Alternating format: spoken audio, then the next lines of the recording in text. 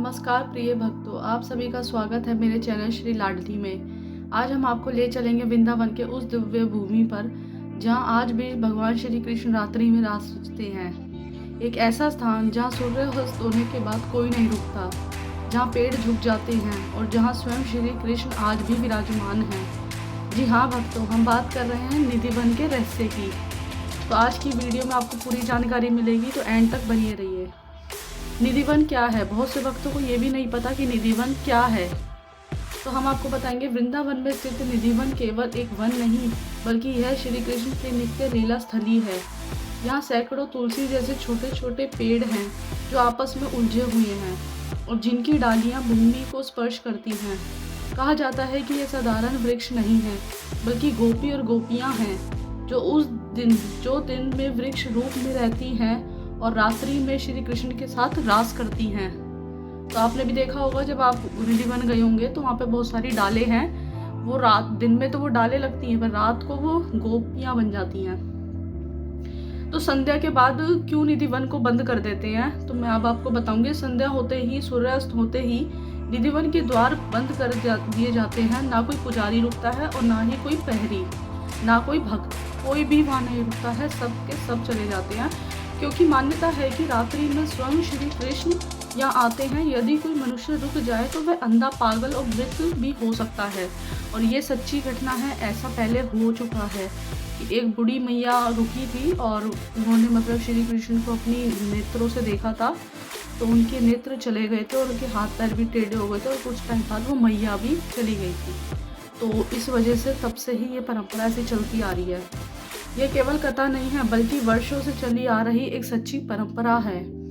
रासलीला का रहस्य क्या है कि जैसे शास्त्रों और संतों के अनुसार रात्रि होते ही निधिवन का स्वरूप बदल जाता है।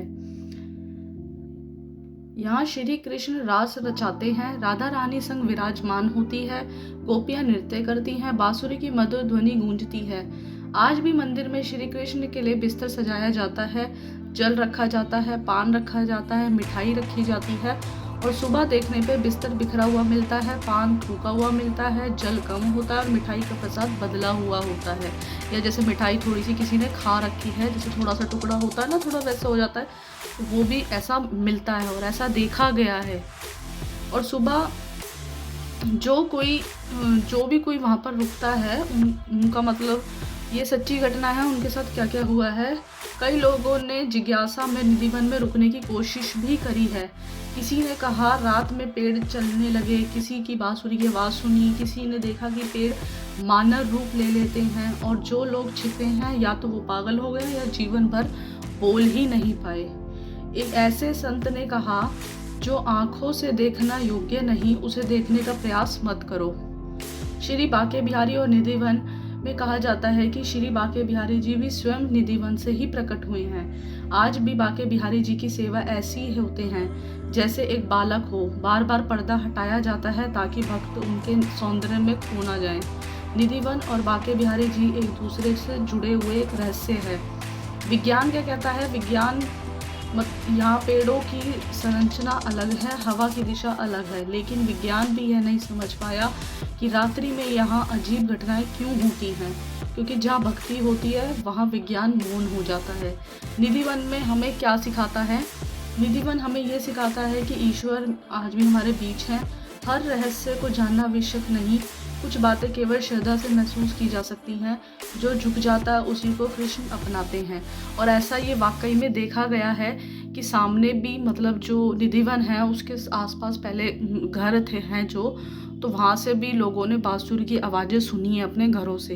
वो भी अपनी खिड़कियाँ सब कुछ बंद कर लेते हैं और उन्होंने भी आवाज़ें सुनी हैं। ये इन्होंने बोला गया है, इन्होंने पूरी सच्ची घटना ये सुनाई है उन्होंने कि भाई हमें रात को आवाज़ें आती हैं, हमें बांसुरी की, हमें पायल की, छम छम की, ऐसी आवाज़ें सुनाई उनको देती हैं। और ये सच्ची घटना है। और बांके बिहारी भी स्वयं निधिवन में ही प्रकट हुए हैं, क्योंकि बांके बिहारी में पर्दा इस वजह से ही हटाया जाता है क्योंकि इससे पहले भी एक किस्सा हो रखा है। एक भक्त आए थे, उन्होंने बहुत प्रेम भरी नज़रों से बांके बिहारी के साथ अपनी नैन लड़ाए थे और फिर उनके बाद वो स्वयं बांके बिहारी भी उसी भक्त के साथ उसके घर चले गए थे।